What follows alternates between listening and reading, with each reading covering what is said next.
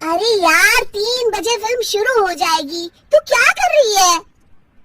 बस मुझे 5 मिनट दे, मैं अभी साड़ी बदल कर आती हूँ।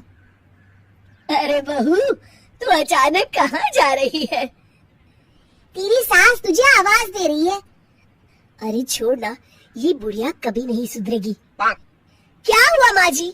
मैंने आपको कितनी बार मना किया है कि मुझे जाते हुए टोका मत कीजिए। मैं फिल्म देखने जा रही हूँ। तू अभी चली जाएगी तो मेरे लिए खाना कौन बनाएगा बहू? सुबह से भूखी बैठी हूँ। अरे माँ जी, आप कौन सा घर का काम करती हो जो आपको भूख लगी है? अच्छा, मुझे देर हो रही है। चलो रीटा। अंजलि के जाते ही सीता देवी अपनी किस्मत को कोसते हुए सारा दिन घर में भूखी बैठी रहती है। इस तरह अंजलि अपना बहू होने का कर्तव्य कभी नहीं निभाती थी। वहीं दूसरी तरफ अपनी सास के खाते से पैसे निकाल के अपने शौक पूरे करती थी। लेकिन सीता देवी इस उम्मीद पर थी कि एक दिन उसकी बहू सुधर जाएगी। फिर एक दिन सीता देवी की जुड़वा बहन गीता देवी वहां आती है। अपनी बहन को घर के काम करते हुए देख गीता देवी आग बबूला हो जाती है। अरे ये सब यहाँ क्या चल रहा है सीता? तेरी बहू कहाँ है जो तू घर के काम कर रही है? सीता देवी भावुक होकर रोने लगती है। अब तुझसे क्या छुपाऊं? मेरी बहू रत्ती भर भी मेरी इज्जत नहीं करती। मजबूरी में मुझे घर के सारे काम करने पड़ते हैं। वो तो बस सारा दिन अपनी सहेली के साथ सैर सपाटा करने में लगी रहती है।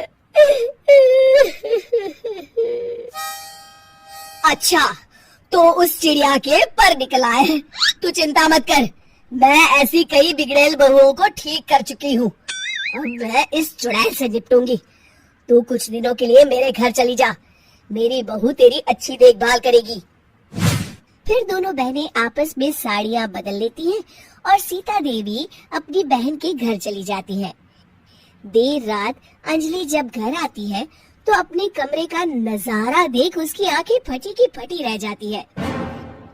हे राम, मेरे कमरे का एसी कहाँ चला गया? और मेरा 56 इंच का एलईडी टीवी कौन ले गया?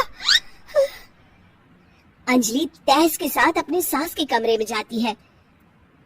तभी वो देखती है कि उसके कमरे का एसी और टीवी उसकी सास के कमरे में लगा है और गीता देवी आराम से एसी की हवा खाते हुए सास बहू सीरियल का मजा ले रही है।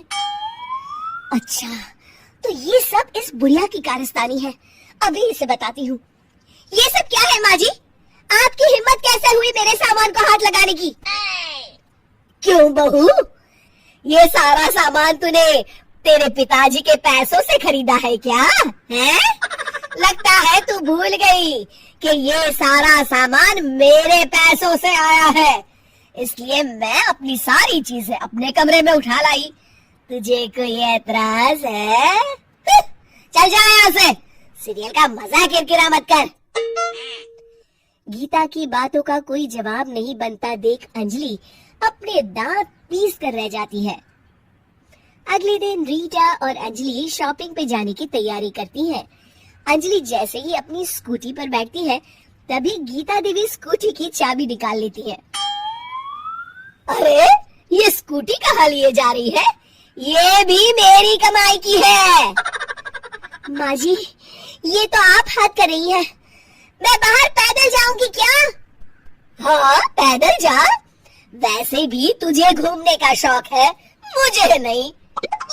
देखिए माँ जी, इस तरह मेरी सहेली के सामने मेरी बेइज्जती करके आप ठीक नहीं कर रही हैं। आप मुझे अच्छी तरह जानती हैं, बाद में आपको पछताना पड़ेगा। अच्छा, तो तू नहीं सुधरने वाली, मेरे ही घर में मुझे ही धमकी दे रही है। तेरी याददाश्त के लिए बता दूं कि ये मकान मेरे नाम पर है। अब तू देख, मैं आज ही अपने बिल्लू वकील को बुलाकर ये सारी जायदाद अनाथालय को दान कर देती हूँ, फिर तुझे एक ढेला भी नहीं मिलेगा। गीता की बातें सुनकर अंजलि के पैरों तले जमीन खिसक जाती है। अरे अगर तेरी सास ने तुझे अपनी जायदाद से बेदखल कर दिया तब तो तू सड़क पर आ जाएगी। मैं तो कहती हूँ चुपचाप अपनी सास से माफी मांग ले अंजलि। हाँ, तो बिल्कुल सही कहती है, मेरी सास का कोई भरोसा नहीं है। अरे नहीं नहीं माँ जी, ऐसा गजब मत करिए। आज के बाद मैं आपको कोई तकलीफ नहीं दूंगी और घर के सारे काम ना मैं ही कर लूंगी। मैं आपको एक अच्छी बहू बनकर दिखाऊंगी। कुछ दिनों के बाद ये लीजिए माँ जी, आराम से गाजर का हलवा खाइए। खुशबू तो बहुत अच्छी है। हाँ माँ जी, वैसे मैंने सब काम कर लिया है, तो मैं आपके पैर दबा दूं? आप आराम से हलवा खाइए। इस तरह गीता देवी अंजलि को सही रास्ते पर ले आती है और सीता देवी वापस अपने घर में आकर रहने लगती है।